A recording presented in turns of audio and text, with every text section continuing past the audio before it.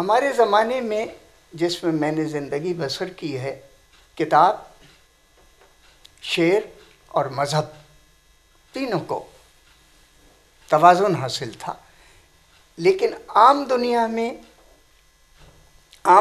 میں ہو یا نہ ہو، تاہم میری اپنی دنیا میں مذہب، شعر اور ادب یہ مثلثات متون دنیا میں، مواد ہستی میں یا معاملات زندگی میں ہم سب کے ساتھ ساتھ تھے، اور انہی کو لے کر میں آگے بڑھا. میں شاید 14-15 سال کا ہوں گا کہ میں نے ہندی تعلیم کی طرف بھی، عربی، فارسی، اردو کے ساتھ جو عین اللہ شاہ صاحب کے شمس العلوم میں پڑھی تھی، میں نے اپنی تعلیم کو انگریزی تعلیم کی طرف لاتے ہوئے جب قدم بڑھایا تو میں نے ہندی کی تعلیم بھی حاصل کی. یہ زمانہ میرے مڈل اسکول یعنی 8ویں جماعت تک کا زمانہ ہے تقریباً، اور یہ 8ویں بھی انعامی 8ویں ہے. یہ انعامی کیا ہوتی ہے؟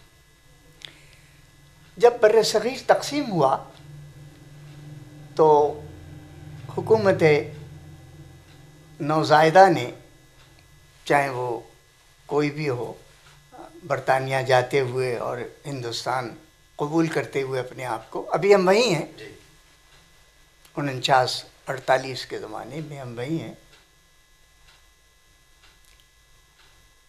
وہاں ہندی کی تعلیم لازمی ہو گئی. ہم نے تعلیم ہندی کی شروع کی، اس کے بعد انگریزی، اور اس طرح ایک سفر تھا جو تقریباً 8ویں جماعت تک کی تعلیم کا سفر غیر منقسم ہندوستان میں ہوا. پھر ہم جب پاکستان آئے تو یہاں کا ماحول بالکل مختلف تھا. نہ وہ تہذیب تھی، نہ وہ ٹوپیاں تھیں، نہ وہ اچکنیں تھیں، اور نہ وہ وصلی کی جوتیاں تھیں، نہ وہ آداب و تسلیمات تھے. سر چھپانے کو پہلے جگہ چاہیے تھی، سر چھپانے کو جگہ چاہیے تھی. ماں اور پھپھیاں پوٹلی میں دبا کے جو گہنا پاتا لائی تھیں وہ بیچ دیا تھا.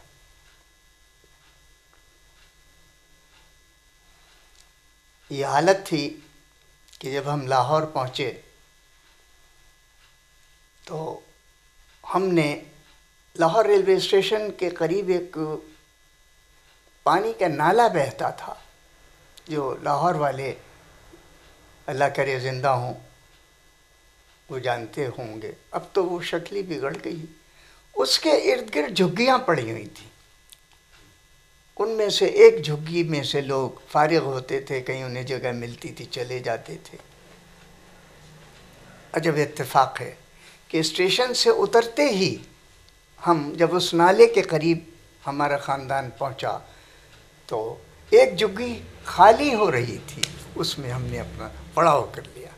یہ زمانہ پاکستان میں ہماری آمد کا ہے. یہ زمانہ کیسے طے ہوا، کیوں کر طے ہوا، اور کہاں سے کہاں تک کا یہ سفر ہے، میں بس اتنا جانتا ہوں کہ لاہور میں ایک بہت بڑی قداور شخصیت تھی، چودھری عید محمد. بڑا باکمال انسان تھا. لاہور کا ایک بڑا مشہور سینما ہاؤس ہے، ٹاکیز، رتن سینما، میکلوڈ، اس کا مالک. بھائی زمین پر فرشتہ تھا، نہ اسے زبان کا تعصب، نہ اسے مذہب کا تعصب، نہ اسے شہرت کا خیال، نہ اسے اپنی وجاہت اور بڑائی کے تبلیغ کا احساس. وہ ہر شخص کو جو جاتا تھا اس کے ساتھ تعاون کرتا تھا. دبے دبے لفظوں میں کہتا ہوں کہ چودھری عید محمد نے ہماری بھی دستگیری کی. بہرحال پھر ہم اپنے پیروں پہ کھڑے ہو گئے. ہمیں جائیدادیں ملی, ہمیں بڑے بڑے مکان ملے, ہمیں زندگی کا ذائقہ محسوس ہوا کہ ہم بھی انسان ہیں, اور اب ہم اپنے پیروں پہ کھڑے ہو گئے. ایمپریس روڈ لاہور میں ایک اسکول ہے, مسلم لیگ ہائی اسکول. اس میں 8ویں 9ویں کی کلاسز ہو رہی تھیں. ہم نے داخلہ لے لیا اور یہاں پڑھتے رہے. یہ اسکول بھی بڑا عجیب و غریب اسکول تھا, غریب پرور بھی تھا, اور تنگ میدان بھی تھا. ان بچے بڑے تنگ ہوتے تھے, میدان نہیں تھا اس میں. تاہم اس کی فیس 3.5 روپے چونکہ تھی 8ویں 9ویں جماعت کی, تو اس ابتدائی زمانے میں جس کا میں کھا پی کے ہم طاقتور ہو گئے, اس سے پہلے کی بات کر رہا ہوں کہ ہم اس اسکول میں جب پڑھنے آئے تو ہمیں یہ اسکول بڑا اچھا لگا. اس اسکول کی اچھائیوں میں سے ایک اچھائی یہ بھی تھی کہ یہاں مار کے معاملے میں کوئی رعایت نہیں تھی. گو کہ ہم جن اداروں سے ابتدائی آئے تھے وہاں مار پر روک ٹوک تھی. یہاں مار کے معاملے میں کوئی رعایت نہیں تھی.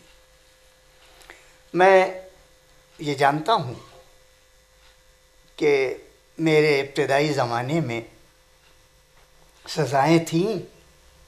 ایک بڑی تکلیف دہ سزا تھی صاحب, کہ آج بھی سوچتا ہوں تو جان نکل جاتی ہے, اور آپ تو تصور نہیں لے سکتے اس کا.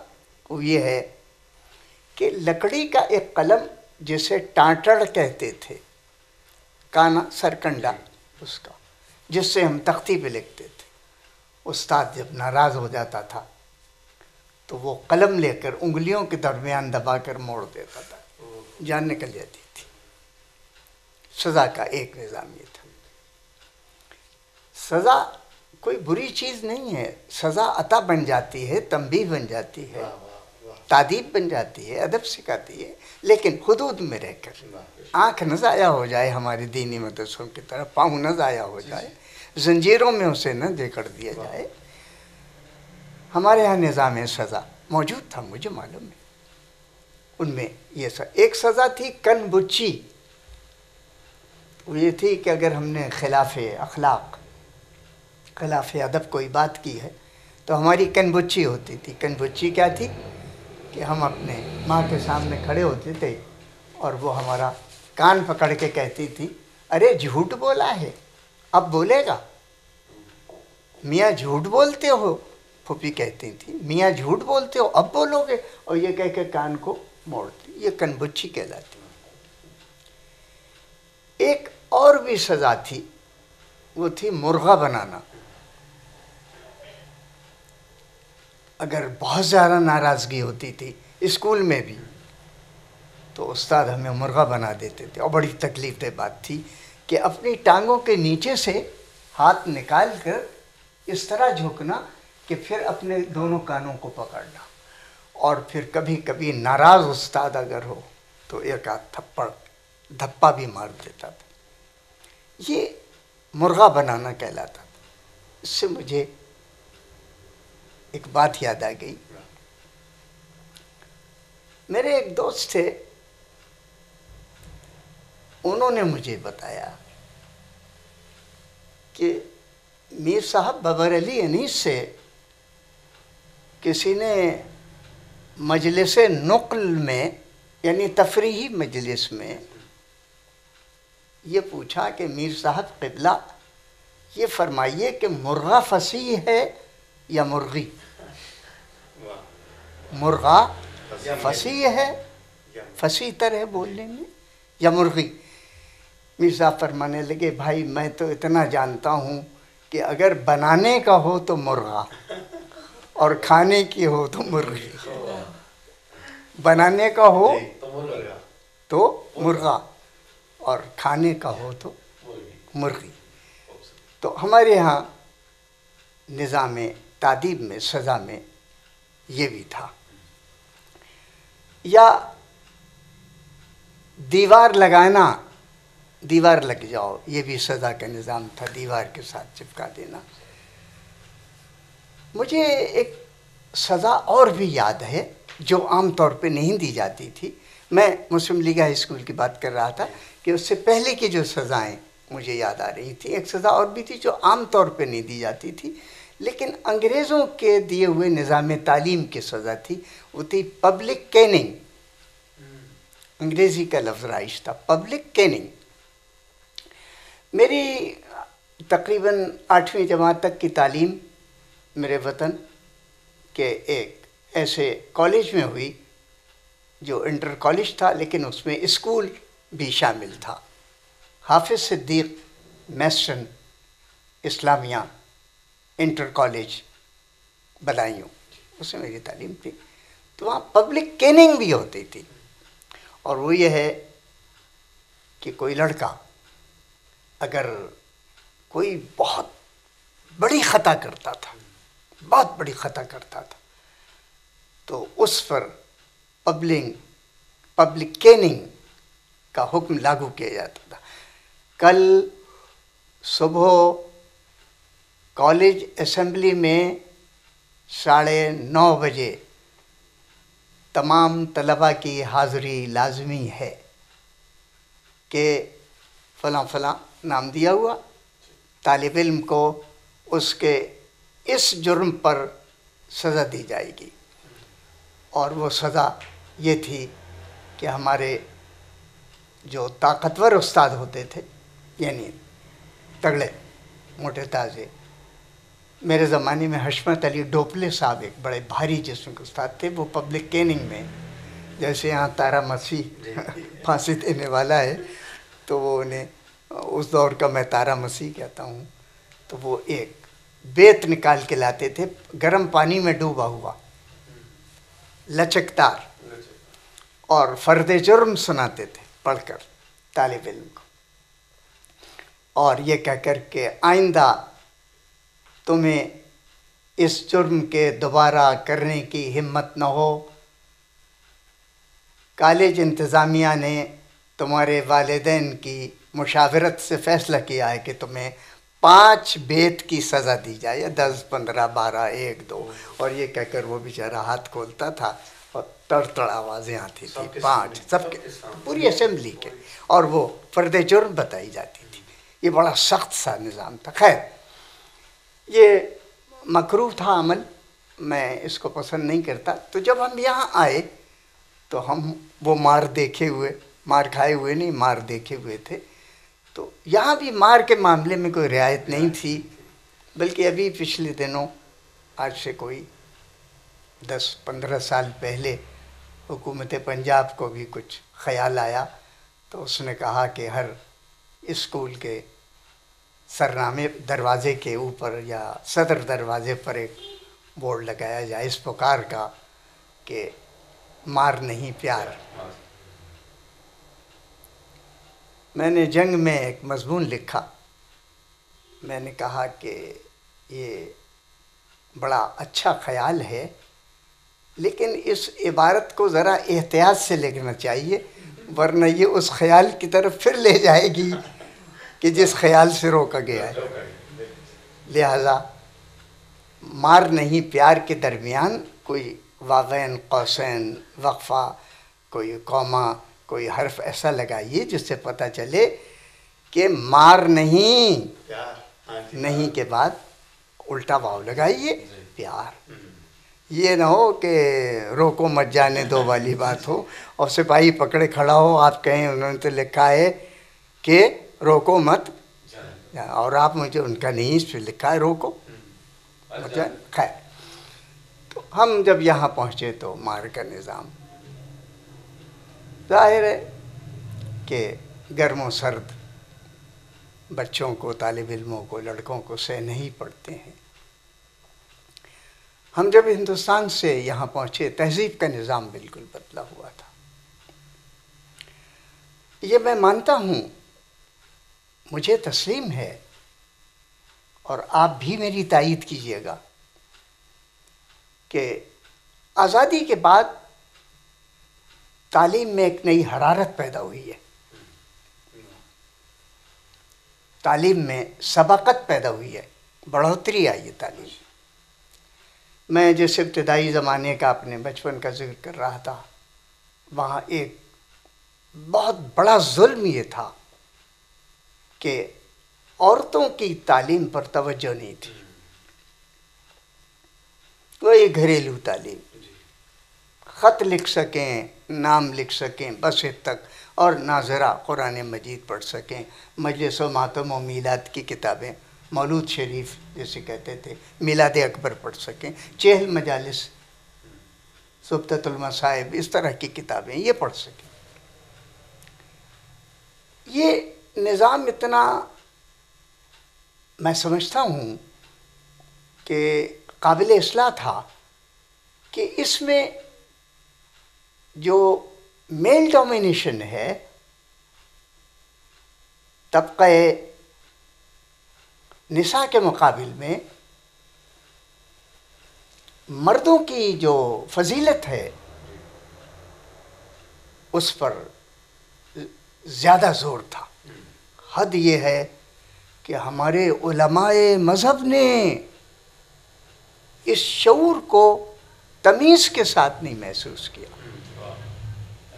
محسوس کرنا چاہیے، کیا شروع کرتا ہوں اللہ کے نام سے، بسم اللہ الرحمن الرحیم کے ترجمے میں لکھ دیا، اور اگر ایسے عورت پڑھے تو ایسے لفظ لکھنے چاہیے جیسے آج شعور ہوا۔ آج یہ نہیں لکھتا ہے کوئی، آج لکھتے ہیں شروع اللہ کے نام سے جو رحمان و رحیم، یہ کرتا ہوں نہیں ہے۔ میں تو اپنی انگلیوں کو دانتوں میں دابتا ہوں جب یہ دیکھتا ہوں کہ سر سید جو تعلیم کے اتنے بڑے حامی تھے، وہ بھی جب تعلیم دلوانے نکلے تو اپنے بیٹوں حامد اور محمود کو دلوانے نکلے اور انہیں برطانیہ بھیج دیا۔ ان کی بیٹیاں بھی تھیں سر سید کی 3، ان کی تعلیم کا کوئی ذکر فکر نہیں کہیں۔ اکبر، جناب اکبر الہ آبادی، بہت بڑے آدمی،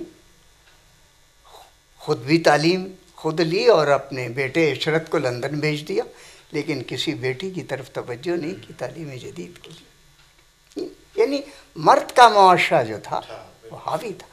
ارے اور تو اور حضرت علامہ اقبال، جاوید اقبال کو بھیج دیا، منیزہ کو نہیں بھیجا، اور اپنی بیٹیوں کو کسی کو نہیں بھیجا تعلیم کے لیے، آگے نہیں بڑھایا۔ میں یہ عرض کر رہا ہوں کہ تعلیم نساء کے بارے میں غفلت برتی گئی۔ ہمارے غیر منقسم ہندوستان میں شہر میں ڈسٹرکٹ بورڈ، میونسپل بورڈ کے اسکول تھے، مدرسے تھے، لیکن لڑکوں کے تھے، لڑکیوں کے نہیں تھے۔ لڑکیوں کا ایک آدھ کوئی کسی خاص جگہ پر کوئی ایک آدھ، وہ بھی نارمل اسکول، جیسے آج کل ایلیمنٹری ادارے ہیں ہمارے تعلیم کے، کہ وہ ایک تعلیمی درسگاہ کے طور پر، تدریسی ماڈل لیسن کے طور پر تیار کرنے کے لیے کہ پڑھایا کس طرح جاتا ہے۔ جو باہر سے آنے والی گریجویٹ لڑکیاں تھیں، باہر کی آئی ہوئی کہیں کی، خال آتی تھیں مشن اسکولوں سے پڑھی ہوئی، تو وہ جب تربیت دینے آتی تھی مڈل کے بچوں کو، مڈل اسکول کے، تو وہاں لڑکیوں کا ایک سیکشن بنا دیا جاتا تھا، اور اس کو پھر مسلسل کر کے مستقل کر کے کلاس کی صورت۔ لیکن عام ہر محلے میں ہمارے پرائمری اسکول تھا، ہمارے وطن میں، یو پی میں، ہندوستان میں محلے محلے اسکول تھا۔ جس محلے میں چلے جائیں، جس جگہ چلے جائیں آپ، وہاں اسکول، لیکن لڑکوں کا ہے، لڑکیوں کا نہیں تھا۔